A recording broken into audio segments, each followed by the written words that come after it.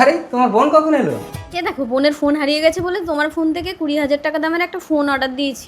কি করেছো তুমি? 20,000 টাকা দামের ফোন অর্ডার দিয়েছো? 20 টাকাও দেবো না আমি। তোমাকে দিতে হবে না, এই দেখো আলমারি থেকে আমি 20,000 টাকা বের করে নিয়েছি।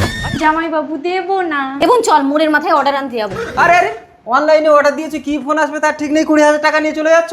ভালো ফোন। আর যদি না হয়? তাহলে এই 20,000 টাকা আমরা দু বোন মিলে তোমার সংসার করে শোধ করে দেবো।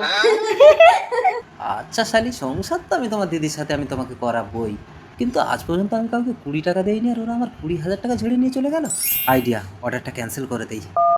কিন্তু 20,000 টাকাটা আমি ওদের কাছ থেকে নেবো কি করে? ওরা তো কুরুক্ষেত্র শুরু করে দেবে। একটা উপায় আছে। হ্যালো লালন, এই তোর বাইক, হেলমেট, একটা ব্যাগ আর তোর জামা প্যান্টটা দিতে হবে আমাকে। কিরে বোন, এত দেরি হচ্ছে এখনো আসছে না কেন?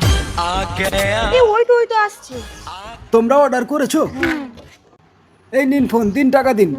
ফোনটা অনেক বড় বল। তা 20,000 টাকা দিয়ে ফোন কিনেছি, এরকম সেই যাই হোক, ভালো হলে নিয়েই কথা। এ তো কাঠের টুকরো। মালের ফোন 20,000 টাকা গেল তো। তোর 20,000 টাকা চিন্তা হচ্ছে, আমাকে তো তোর বরের সাথে এবার ঘর করতে হবে। ভাই তাড়াতাড়ি ধর, আমার বউ ঘরে ঢোকার আগে আমাকে ঢুকতে হবে। এনে ধর, তোর হেলমেট ধর, আরে ব্যাগের থেকে টাকাটা বের কর। কই কি ফোন এনেছো দেখি?